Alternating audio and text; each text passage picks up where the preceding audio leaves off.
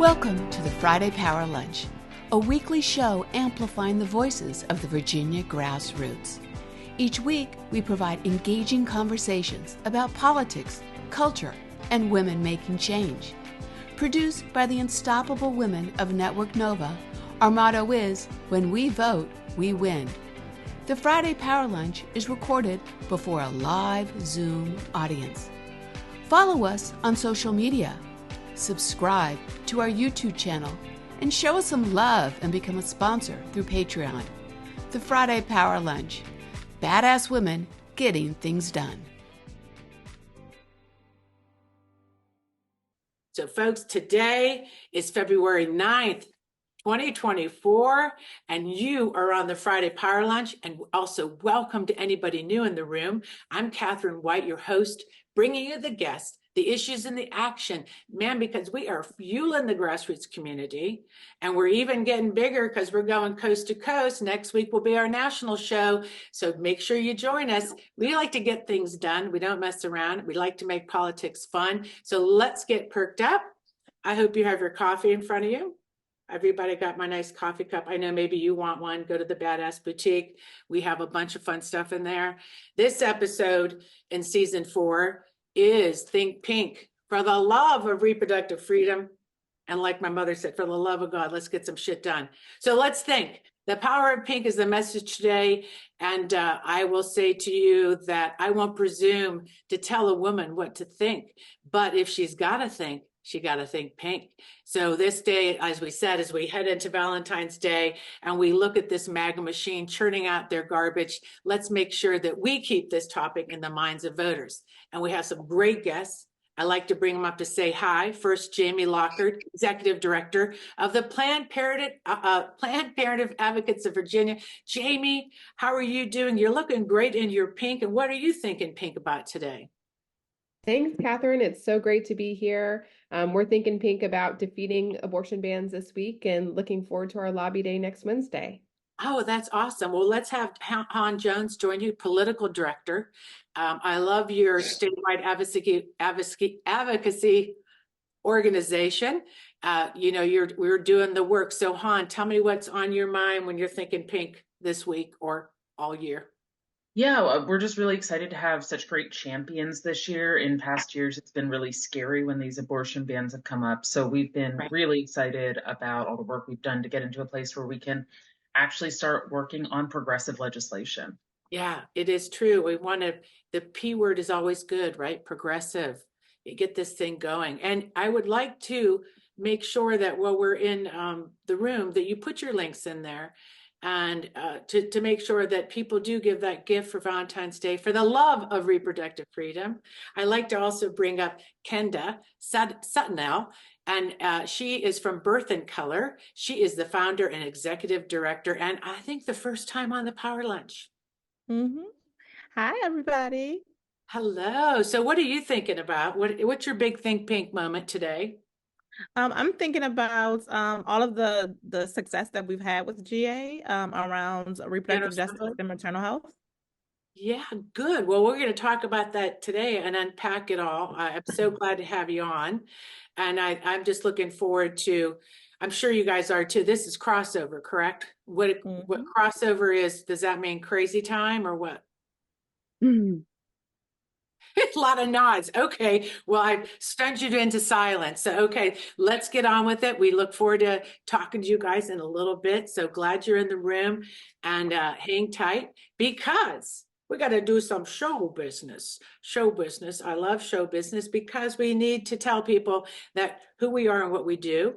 Network Nova has been doing this Friday Power Lunch now for 4 years strong. We also do the Women's Summit, and hopefully this year we'll be talking about that soon. But we also have some rules of the road. We are a supportive, friendly environment. We use the chat. I'd love to see where you are in the room. So go ahead and put it in there. Is there anybody from California? Some California folks in the room? Looking at San Diego, our hearts are there watching those waves and some of the flooding in California. So from California, we're thinking about you. Also, I'm hoping we have some New Yorkers in, Tom Suozzi's campaign, right? You guys are working hard, doing the calls, the postcard. I hope our New York friends are in the room too. What the hell are you working on? right? Let us know. But we are friendly. You get mean, you get shitty, something we like it real, we will kick you out because we like to make sure that people feel like this is a great place to be. And lastly, the after chat. Woohoo! We love to get chatty, and the after chat's a great place to do it. Sometimes we're lucky enough that guests can stay longer, which is awesome. But for us, it's really getting to know this community. This is about community building. We use this to grow stronger connections, to collaborate on projects. So hang out. We like to turn the lights down a little bit and share, and we get to unmute and talk. So hope you can join us. And lastly, for our patrons in the room, guess what? We have a subscription series. Thank you to the patrons that give us a little bit every month and a lot. And Susan Wagner's our latest. Thank you, Susan Wagner. Susan Wagner, for supporting us. The power of the grassroots relies on these donations because we're volunteers. We do this 7 days a week, but it helps us pay for our Zoom and other stuff like that. So thank you so much if you are a supporter, and you'll see them in the room. They usually have the Zoom backgrounds up. And again, if I can't say it enough, no one is going to save us. It's up to us. It's up to you. Thank you for being here. Let's move on. I'm ready for a moment in Black history. Carrie, Coastal Carrie, would you like to join me on the screen? I want to say hi real quick. Can you spotlight Carrie? Coastal Carrie, how are you doing? Coastal. Hello. Hi, everybody. Carrie, now, because we had this identity crisis talk about what do you call the Tidewater region, right? I'm sure everybody knows by now. We're Hampton Roads, we're coastal Virginia, we're the 7 cities. You name it, we're embracing it. It's a bit of an identity crisis, and our good friend Fanal is right with us on the Eastern Shore, and I can't wait to see what her Black History moment. Good. I know she's in school getting her MBA, so she prepared something really special. But her favorite person is James Baldwin. So I would love to roll this, and hopefully Fanel will love watching it too. In November of 1980, James Baldwin did an essay. It was Notes on the House of Bondage. During 1980, Jimmy Carter and Ronald Reagan were both running for office, and James Baldwin didn't like either one of them. But he did cast a vote for Jimmy Carter. He said it wasn't an endorsement, but a cold, calculated risk, a means of buying time. Indeed, he said, one must always contend with time and space. Looking at our political landscape today, I'm sure Baldwin would be feeling much the same way. He said that he believed without an iota of doubt that when he cast his vote, that it had little to no power. Time and a lot of hope is the cure. Speaking to that point, Baldwin said, my vote probably won't get me a job or a home or help me through school or prevent another Vietnam War or a Third World War, but it will keep me here long enough for me to see and use the turning of the tide, for the tide has got to turn. Living and working as an activist during Jim Crow, he knew he had to vote. It was too hard fought. We are living in this moment where we have young people, old people, angry people about one thing or another. You didn't get what you want, whatever it may be. And it's hard to be patriotic and decide whether you'll vote or not. But Baldwin cautioned against holding one's peace, knowing that silence is deadly. So, my friends, for this Black History moment, I give you the idea of Baldwin, who once again said in the House of Bondage essay, it's a cold, calculated risk to buy time. But holding one's vote in this election, in this moment, your silence is untenable. It is unconscionable. You must vote. Thanks for joining this moment in Black History. Fantastic. Yeah. I mean, I really don't know of a better story than that Baldwin analogy right now. As a mom of a young person who is not excited about voting in this presidential election and trying to find the right tenor with him and the talking points that I could use as an activist to convince people of the importance of their vote, I think I'm just going to send them right to the Baldwin quote, because it is time. Time's got to be on our side. I agree. And I think that one thing that when we in our space talking about this, it was really helped me talk to my also kids that are like in their 30s that, maybe about voting or just being always, we're always disappointed. It's sort of like, get over it. People have been disappointed for hundreds of years. Then, to get to where we need to be, I'm reminding him, I go, well, what happens to friends that wake up on November 6th because you decided that you just didn't want to have any part in it? Do you think about that next day? What that will look like? Have you thought about it? I know you're maybe mad about something, but have you thought about what you're delivering? And to people that are more vulnerable than you, are you thinking about that? And James Baldwin reminds us about buying time. That resonated with my kid. It really did. Right. And also the whole idea of standing on the shoulders of people who fought hard for that right. And that's something that I don't take lightly. And I try to, as liberal and progressive as my son is, I have to say that is something that resonates with him. The idea that people fought and gave their lives for the right to vote. And that is something that resonates with him, and that vote cannot be thrown away. And sadly, sitting out on an election this year, I'm afraid will be a vote for Trump. And I have to share that with him, that feeling that we all had in January 2017, right? Yeah, I mean, I do think that argument really does resonate, and we'll keep making it. So what I want to do is talk about what's great about this time when we do our reports with other folks in Virginia. One thing we did on this show was to grow our reach. And Lindley Thorne, our rural report, is also really great when we have her on to talk about that. And we definitely have people on to talk about different regions. And you, of course, are from the COVA Coalition, part of our NOVA coalition, which is great. We're spreading out, and we are really excited to hear from you today about your coastal report. A little bit of identity crisis, but I think you got it together, what it's like to live in 757. So I hand it over to you. What is it like? Well, thank you. Thank you. I will tell you. I will tell you what it's like, because we were kind of joking about that whole, that new TikTok trend where people are making these cute videos about, I'm from coastal Virginia, so of course so I kind of took my hand at it, just so you bear with me. I gave it a little try, right? So I'm from coastal Virginia, so of course I have an identity crisis. So who are we? Well, we're 757, we're Hampton Roads. The 7 cities are Virginia Beach, Chesapeake, Suffolk, Portsmouth, Newport News, Hampton, with a little Eastern Shore thrown in there, right? So yeah, I'm from coastal Virginia, so of course I've got this identity crisis. I'm from coastal Virginia, so of course I have to check the tide charts before I leave my house. That's a real thing. So since 1950, we've seen 14 inches of sea level rise, and many of our neighborhoods were designed in the 1950s. So our neighborhoods have changed. We've had over 14 days of sunny day flooding a year. We can expect it's a real problem. So, and I'm from coastal Virginia, so of course I follow the Virginia Legislative Black Caucus. So 4 of our 7 cities are predominantly African American. They're Black majority communities, and one of them is pretty darn close in Suffolk, which is also very rural. So that's another part of our identity in coastal Virginia. And of course, I'm from coastal Virginia, so of course I support our military. Right? We still say thank you for our service when we see service people in uniform in our grocery stores. It's important to us. The military is important to us. Our hearts are going out to the communities in California right now who are suffering a great loss with the helicopter crash. And we have connections. We have local connections with men on that helicopter.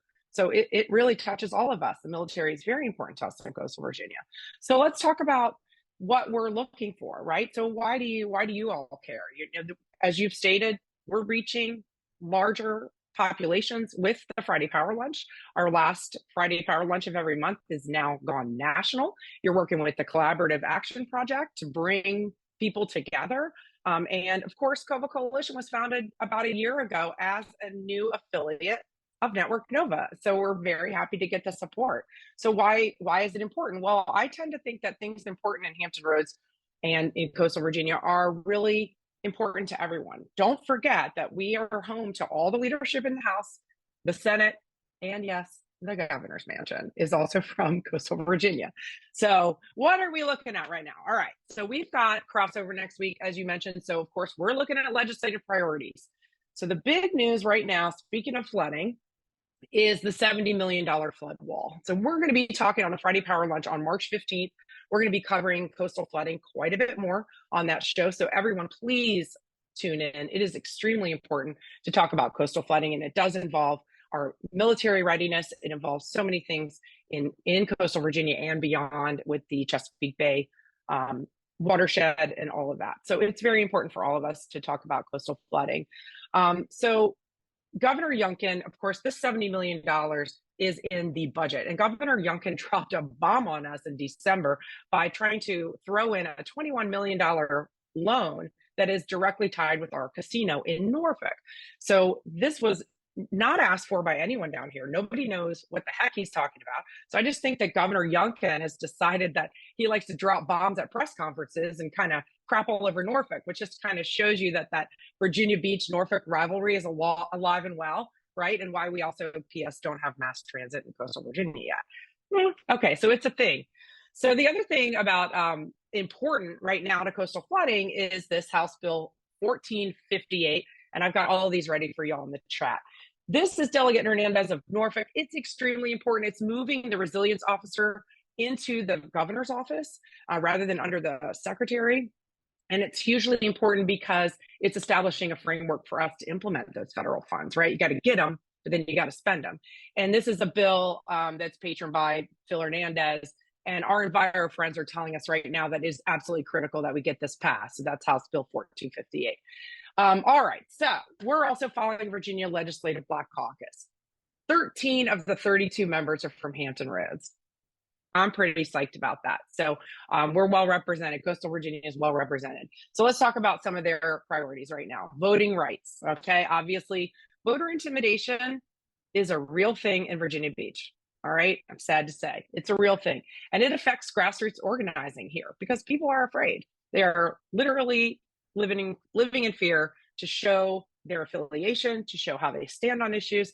So it's a real thing, and voters are getting intimidated. Well, Virginia Beach was mandated to change the way city council elections are held. They've gone to a single member district for city council and school boards. And Delegate Askew has a bill to codify the transition process, but also their charter is going up for a vote. Now, ordinarily, this would be a nothing burger, right? All the charter bills are always at the end of session and they just fly through. But there is expectation that this will be contentious because of the districting. But so far, so good. It's coming out. Another important thing with the Virginia Black Legislative Caucus is marijuana justice. And you all probably know that both bills in the House and the Senate have now gone through and are heading for floor votes. Senator Rouse's bill is just different enough to make it a little interesting with conference. So let's keep an eye on that. So they're trying to roll out the marijuana marketplace in a staged way, giving some retailers an advantage. So I'm interested in the chat what you think about that. Do you think that some of the marketplaces should get an advantage by getting rolled out first? So we need to take a look at that. But a Youngkin veto is expected. And then we've got some important measures for military members, early termination of your lease. So if you get deployed and you don't get much notice, which unfortunately happens in emergency situations, and you need to break your lease with your landlord, they can be penalized for that. So Delegate Glass introduced a bill to help alleviate the penalties for, or removing the penalties for breaking your lease early if you're deployed. Now, Delegate Glass will also tell you not only is she a Navy vet, she's a mama, and she's got some great workplace bills that are coming out of committee that are allowing Virginians to join compacts for certain fields for licensure in Virginia. And I will tell you that they are almost all female-dominated fields, okay? We're talking about social work, massage therapists, physician assistants, cosmetology. Female-dominated fields, but also common to spouses of the military who move around a lot. So Delegate Glass has these workplace bills, which are really important. Her teacher mobility bill, which is on top of mind for a lot of folks, was deferred by education, but Rasul has one that's still alive, and that's House Bill 632, excuse me. And those links will be in the chat. So as you mentioned, COVA Coalition is the local affiliate of Network Nova, and we rolled out our roadmap to victory this week. We're going to be doing voter education postcards in CD2. We're canvassing high traffic areas beginning in April, and we're doing voter registration targeted to young, Black and Hispanic voters. So that's it for now. We'll have more.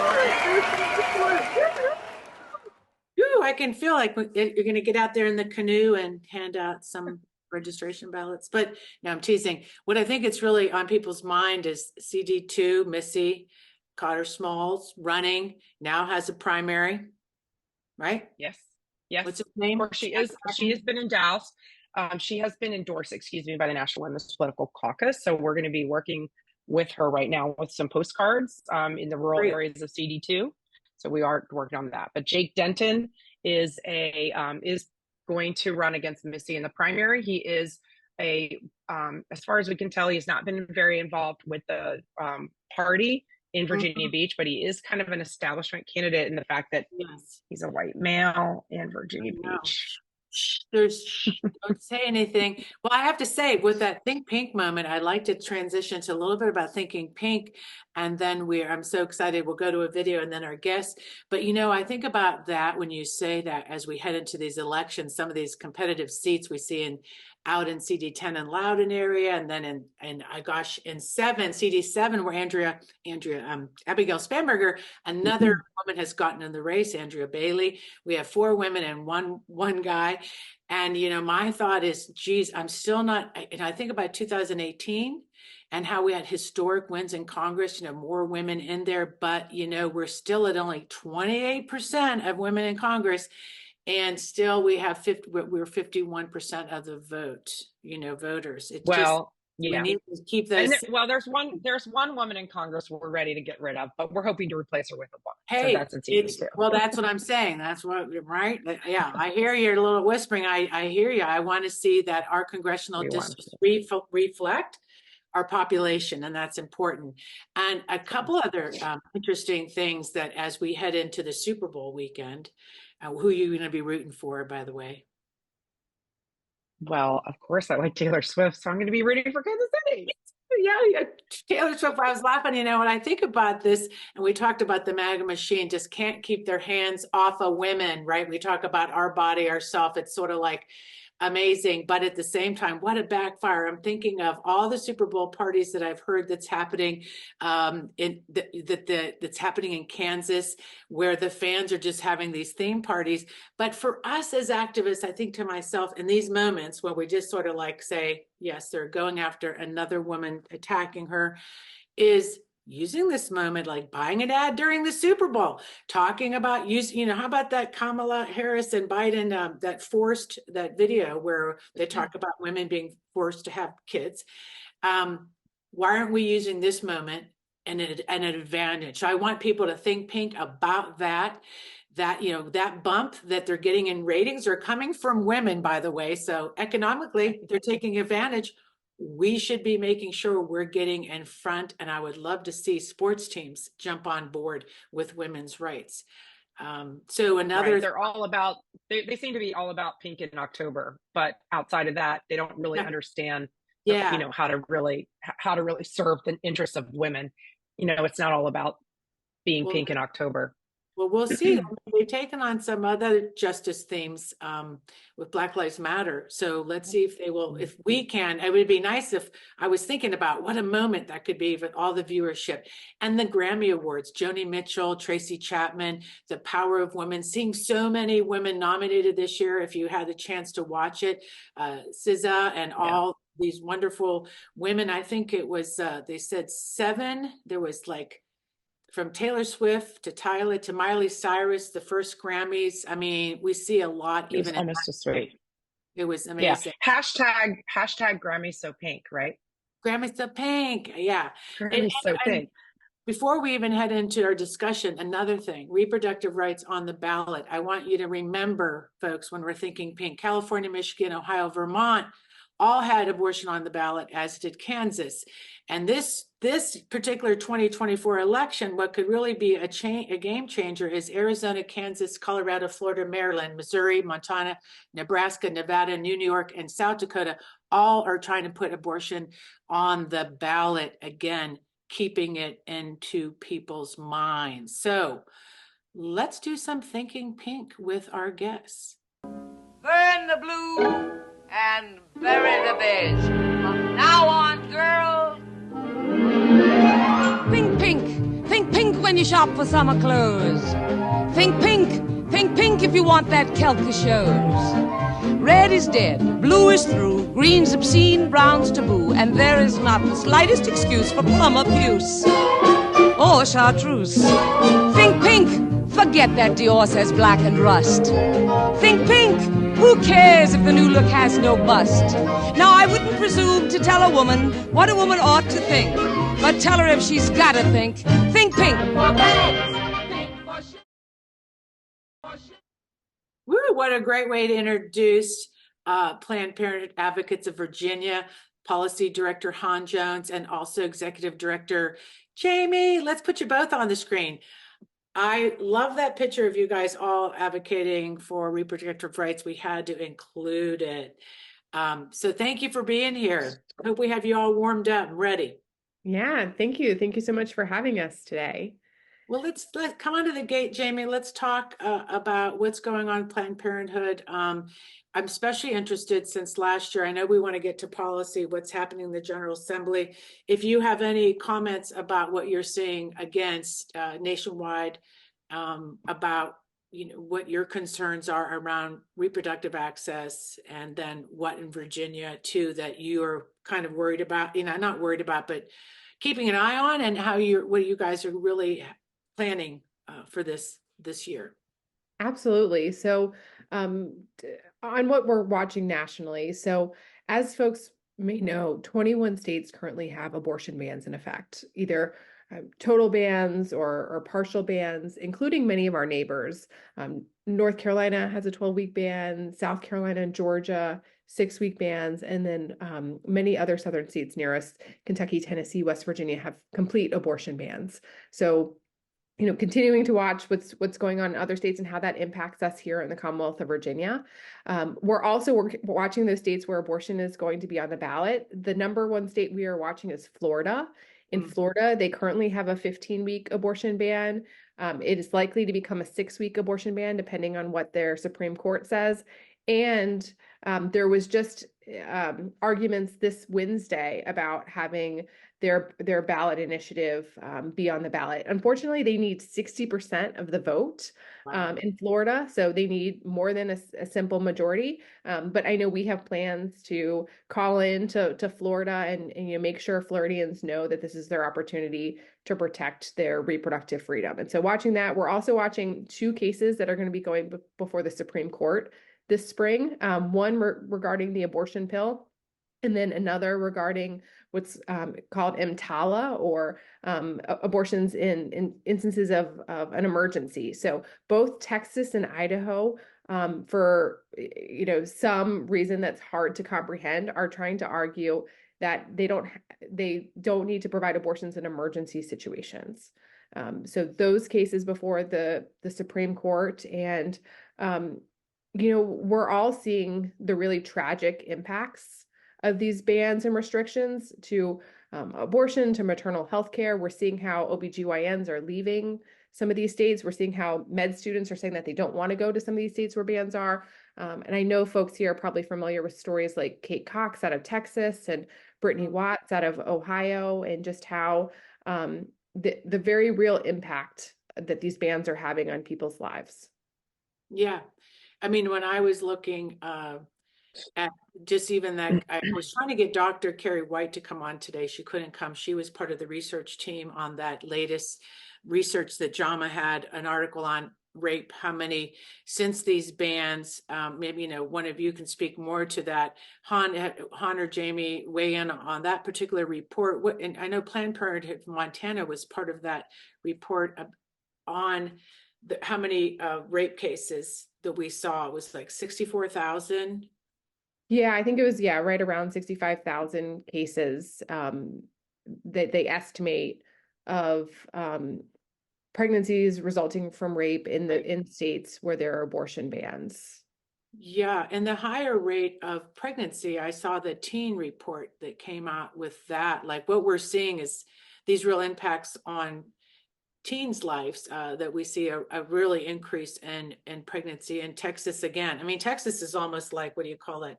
The petri dish of just bad things, right?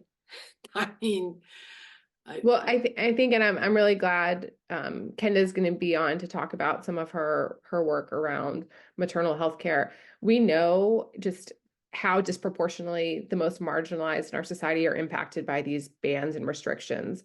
That's young people, that's people of color, that's people who are immigrants living at the margins and lower income, and so the fact that either forcing people to remain pregnant or forcing them to travel, hundreds or thousands of miles to access care. Yeah, it's crazy. So, Han, I'm interested in being the policy director going into this year. Political. Oh, so good. Sorry? Just correcting that Han is our political director. Just I say policy. I'm sorry. You did. It's okay. Policy. So tell me the difference. You're political and not policy. So yeah. So a lot of what I do is a little less on the policy side. Of course, that's a big part of it. But a lot of what I do is actually on the political side. For example, running our electoral programming last year, as well as like getting things together for our upcoming lobby day. And just kind of thinking through long-term strategies to make sure that abortion is staying legal and safe and protected here in Virginia. You're really thinking pink. You're a big thinker. I was thinking the policy part of it as well, but that's great. Good to know. And so with that, I know that one thing, looking at all these on ballot initiatives, just to get that out of the way about this year, I know a lot of grassroots people had that conversation and a disappointment that we didn't have it on the ballot, because in my mind, we want to keep people thinking pink. And then, so let's talk about that quick as the political person on this. Yeah. So around this and the strategy around it. So the first thing I would say is that traditionally it has been carried in the non-budget year, which will be next year. The other thing I want to say is that we have a very conservative Supreme Court here in Virginia, and there is a lot of concern about making sure that the language that is used for the ballot initiative that would become the constitutional amendment is airtight, that it's going to protect the rights we want to make sure are protected.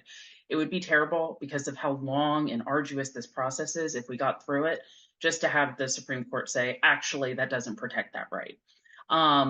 What's good is with this year coming up, Florida will have a constitutional amendment. There are a number of different states that have constitutional amendments that we're keeping a very close eye on, both the language and also how they're interpreted by different Supreme Courts. As Jamie mentioned, we know that Florida Supreme Court is going to be ruling on some things.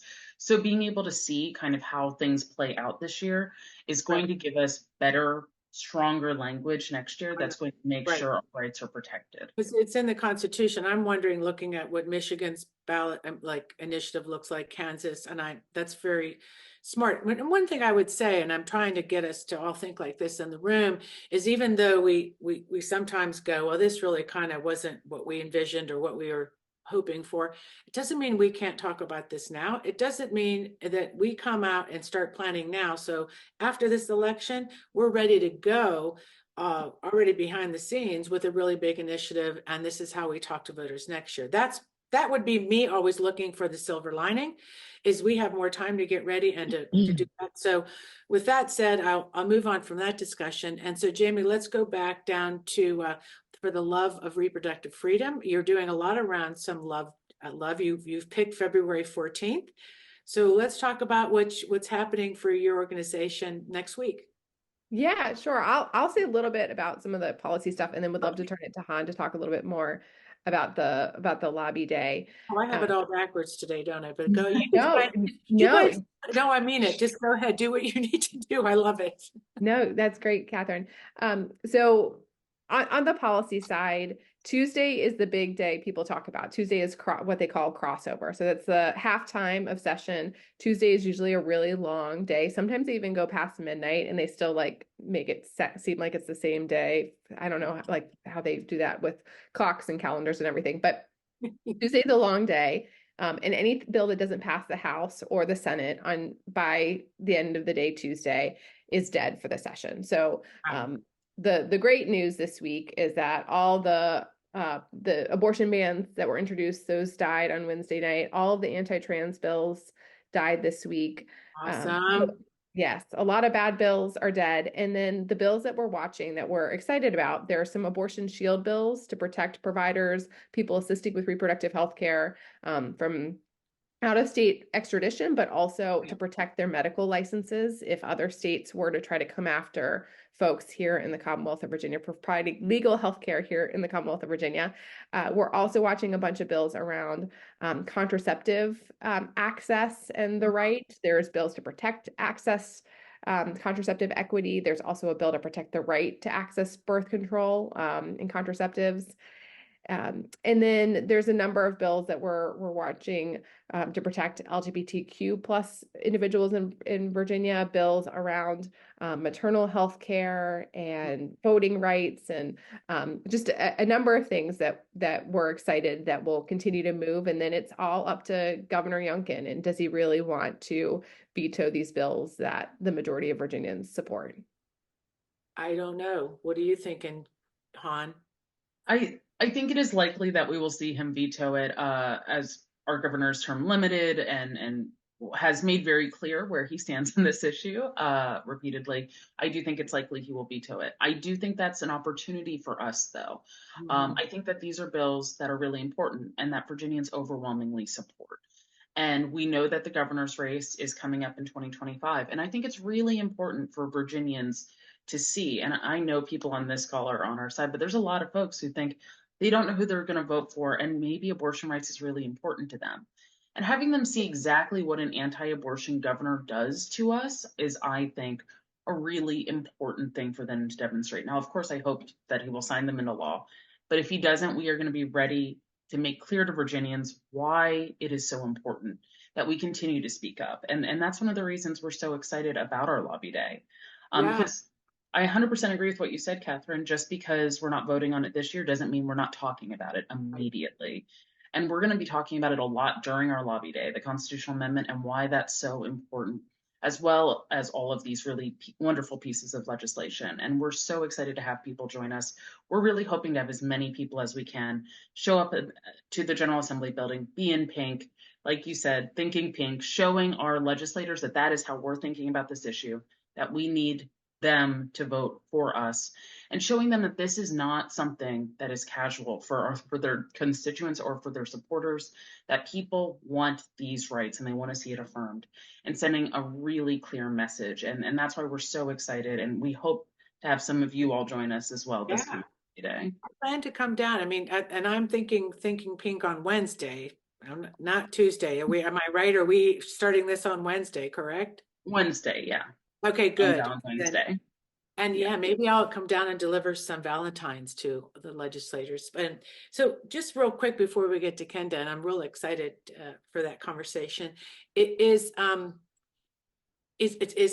Governor Youngkin part of this? I know he can do whatever. And I think there's just that budgetary stuff we saw, like, was it last year that we went off, we couldn't even get that budget signed. Remember how long it took for Virginia to get its budget?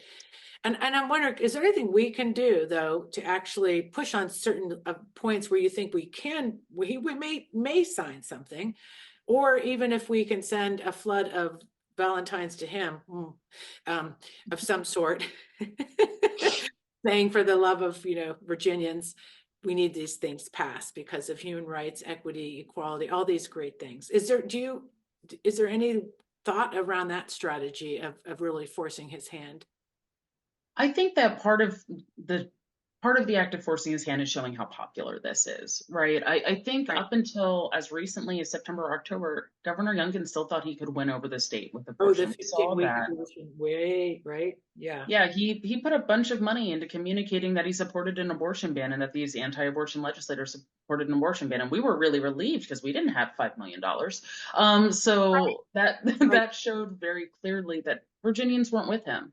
And the more we can show out, the more we show our support for this, the more pressure that puts on him, the more he sees that, oh, I might be on, maybe he'll never think he's on the wrong side of the issue, like we all believe, but he'll understand he's on the losing side of the issue. Well, the party is, we see it in chaos. We can see it in, unfortunately, at least our state feels functional because we have the way that we did do redistricting, that people are somewhat answerable to their elected folks, but in some states that's not the case. And in Congress, what a mess. So the more we can do to get things passed in Virginia, to protect rights is awesome. I want to thank you both. I look forward to seeing you down at the General Assembly.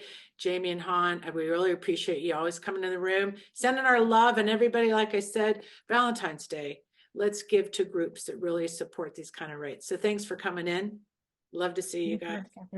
If you can stay, please do for the after chat, but I know you guys are busy. You could tune in and you don't have to have your screen on, just hang out. I am so excited to have our next guest on, Kenda Suttonell. She's the Executive Director of Birth and Color. Really, we want to talk about reproductive justice and maternal health. She's an advocate that started this organization, and she's going to really talk about, why efforts to restrict abortion rights and access to reproductive care has particularly an adverse impact on women of color. So let's talk about you first. It's great to meet you. Nice to meet you as well. How did you, and when you founded this in Birth and Color, I'm really interested in you. Tell me a little bit about you and how you got into this space. And also, I talked to you yesterday, and I really wanted to learn about your identity and your name because I was really curious. And you told me that you're Moorish American, and I just was like, was really spectacular to learn. I'm glad I asked because I felt like an idiot, You should feel like an idiot. Not a lot of people are aware of it. Or tell me. I wanted the room to know about that EL. Please do it. So that it's really the history of United States of America, because not really a lot of people realize that it's a corporation. And that's really how it operates. And so when you think about who's had corporations inside the United States, and like it's a whole long history. Tell me what the name of what you're talking about. What is it again? It's the Moorish. You're talking about the. It's a Moorish American. So that's really my what I identify as. Okay. But there's other people who actually use the EL on their name and stuff like that too. And so it just depends on like, what do you actually believe in? What are you following? And that's really where it actually comes from. I love that. And does that also in the culture impact on women's rights, or what you saw historically, even in this space, when you think about, women like even globally around the world and women of color? So yeah, definitely. When we think about the access affects anyone, whether however they identify, if they're a person with dark hue. And so all of us are affected by the same things, and we all come to the table and kind of unite and try to figure out like what's actually happening. And that's really the story behind Birth and Color. My whole entire life, I've been around my whole family who's all in healthcare. And so once my friends started having children and I realized they weren't properly educated, and then I was looking at the maternal mortality rates, and I was like, okay, we have to like do something. And that's where a lot of people started saying like, we can't find doulas who look like us. So that was the start of it. Like, oh, there's plenty of doulas out here. I mean, we started the doula thing before it was marginalized and the term was coined doula. It was actually birth sisters at first. And so that's when we like, okay, let's start a central location where people who look like us, who identify as us, can actually come to the table and know that we're going to make sure that we advocate and take care of them. Yeah. So tell us about the organization. And so it's, what Birth and Color, your mission, and then the organizational structure. It sounds like, again, you have a lot of healthcare people that are doulas. Share with us about that. Sure. So we are a reproductive justice organization that specifically targets in people of color, specifically Black women, and making sure that the policies that are being created, the healthcare systems, the trainings and stuff that they're getting actually have us at the forefront of it to make sure that we are protecting them against healthcare and systemic racism and the bias within the healthcare systems. And so that's really what it's designed to do. And the structure of Birth and Color is we have like 3 different sectors. So we have the policy and advocacy side of it. Then we have where we teach racial bias training and we train healthcare systems. So we have a whole DAEI focus. And then we also have a doula collective. So it's like a holistic model of care. And that's why we consider it reproductive justice, because we talk about everything together and we use the reproductive justice framework. And for people that may not understand that, why is that so important? I mean, when we just kind of throw around this idea, like you'll see them on placards, abortion is healthcare. But why isn't that the case when we talk about different groups of people, minorities, or like we talked about Latino groups? Why is that word just maybe that in your mind needs a little bit more around it? So the reason why it needs a little bit more around it is because Black women and people of color could never really access abortions. We always had to like find a loophole in order to get them. So even when, the dispelling of Roe, like, yes, it was upsetting because like it's a right that we lost. But for us, it was like, Roe didn't necessarily protect us in that sense at all. And so we couldn't access abortions because we didn't have the funding or the money to. And so when you think about it from that standpoint, it's like, no, we want to focus on the reproductive justice portion of it, not just abortion, because abortion is only one sector of it. So when you look at the framework, you have to really understand the culture of people of color, and not all of us are going to agree that, hey, abortion should be here. And then not all of us understand like, well, reproductive health systems and like my reproductive body and like all of that, that's one sector. And so we typically break it down to do that. And that's why you'll never hear me just say, we want abortion. You always hear me say, well, we want to go by the reproductive justice framework, because that way we're uniting with everyone. And they're able to say like, okay, we're going to vote for this and we're going to come here, we're going to rally, we're going to stand with you, because I might not believe that everybody should be able to get an abortion at any time, but I believe that you should have a choice in what you want to do with your own body. Yeah, when we talk, yeah, and I also think what we also discussed is when, the Hyde Amendment, just sort of these built-in laws, and even within our own party, and that wasn't that long ago, they were always squishy about this, right? A little squishy about abortion rights, and that Hyde Amendment was like, oh gosh, we're never going to use money for this. And in Virginia, Governor Youngkin, if you recall last year, better than me, he came out saying, well, even if women have a fetus that's abnormal, has some issues, we cannot use this money to pay for those. And he actually, I think, did he sign that law? Is that right, Kenda? Like when he talked about that? So he tried to take it out of the budget where they wouldn't cover it. However, we were thankful to actually like get it back in there. But that's who Governor Youngkin is. And we really wish that people would see him for what he is, because how could you say that you care about people in their lives if you're not covering fetal autonomy? That just doesn't make any sense. And so, and I always challenge him, and which is why he never invites me to anything, even though I talk about maternal health too. It's because he's like, she talks about abortion, so I'm not even going to deal with her. And I really don't care, because I'm always going to be authentically myself, and no matter what room I'm going to be in. And so that's really where I'm always like, so how do you, and I will challenge the whole party and say like, well, how do you care about people if you don't care about fetal autonomies and like all of the things that come with it? So you can't just talk about one portion. And so that's really where we're at. And even with GA this session, the challenge really is for us to get people more up to date with like what's truly happening, because I don't think enough is being done. And I say that because we all know what's actually happening, but there's so many different areas that don't know, and who tell me all the time like, hey, Kendall, we need somebody to come here to educate because we don't know.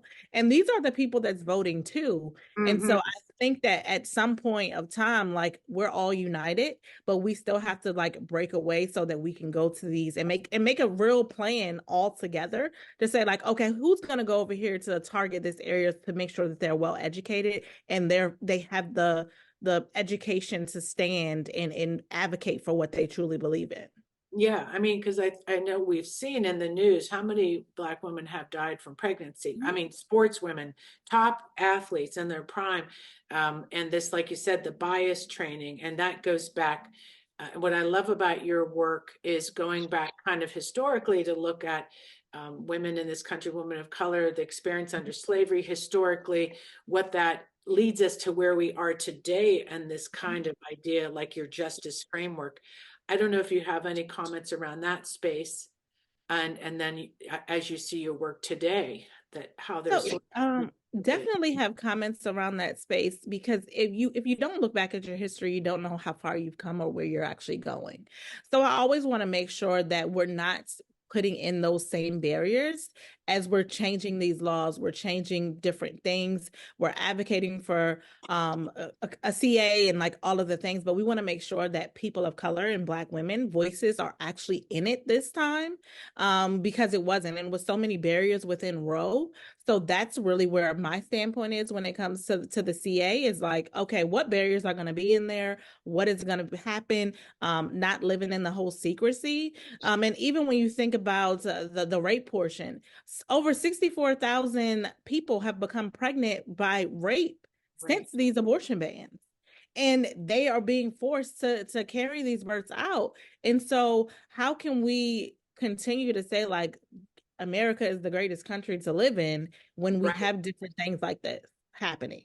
No, the dichotomy is clear. And, you know, when you think about going all the way back to the Roe v. Wade and the overturning of it, that Alito just ignored actually the historical framework around why that he actually used to bring it down, was really ignoring why that actually was written to preserve taking, you know, children away from Black, you know, slaves and women back then when they didn't have rights, really not owning your body and talking about my body and actually ignoring that law. And I think now we all see, when we talk about the 14th Amendment and those protections, how fragile that was, and how we're still not really in the Constitution in that way for having our rights to privacy, you know? So I agree with you on that. And then if you look at the United States Constitution and see who they consider a person, yes, even when you break that down, it's like, wait a second. So you mean, okay. And so I'm always like trying to educate people of color and from that landscape of like, do y'all know the history? Do y'all know what's happening? And so I'm about to bring back Civics 101 so that people understand local elections matter.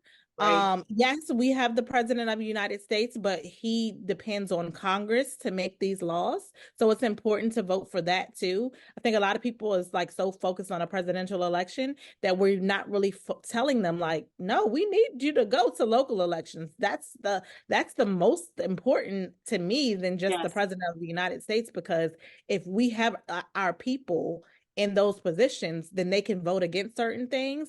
And I try to use Trump as a way to educate people, to say like, he actually stacked the deck of the Supreme Court so that these bans could actually happen. He was definitely strategic. And so explaining to people how this actually truly works, because they don't know. I think that that's definitely going to be a call to action as we are in an election year. Yeah, I think your civics idea is great, and it's shocking. And I've learned, being in this kind of space now, never assume anything about anybody and what they know or don't know, right?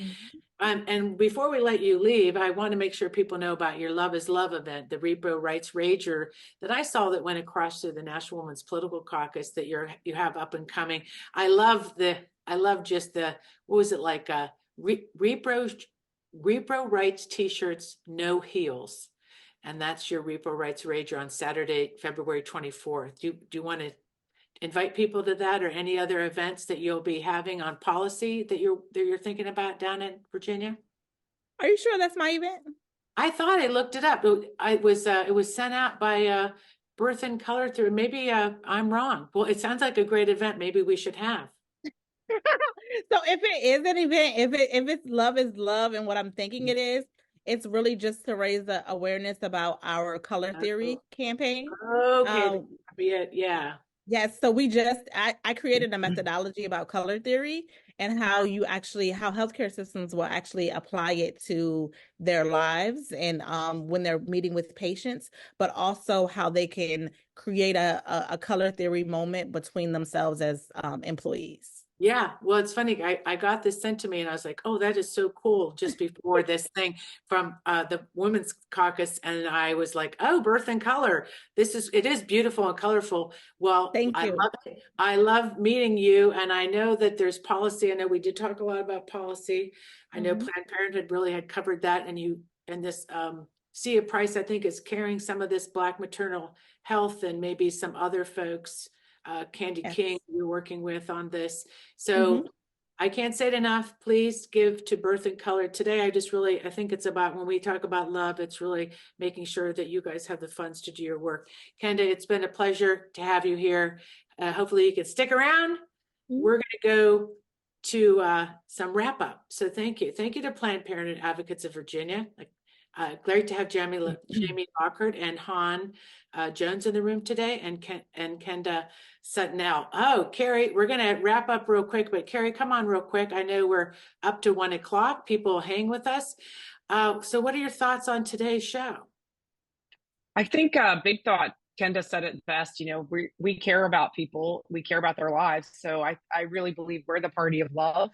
I think that comes through, that we're the ones who care about people. We should be proud.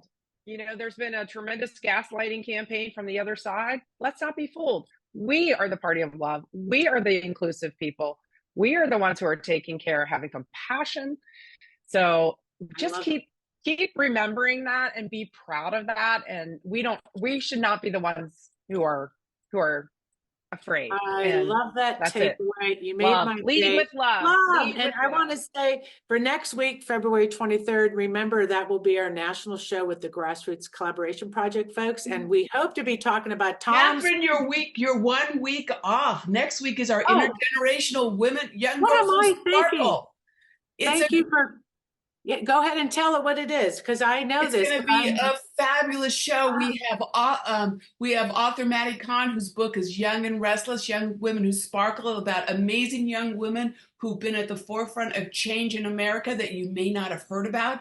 And then we have 3 generations, Carol, Kate, and Carolyn, who are badass activists, and how one generation has inspired the other. And then Delia Alcorn, a young woman who's inspired by her family, who is passing legislation. So it's all about the girls next week. Well, I know, and I'm so funny because I made the graphic for that yesterday. My brain is already at the end of the month, folks. That will tell you how much we plan and work together. And next year, I am excited about February 16th. Why I'm living to the end of the month, who the heck knows?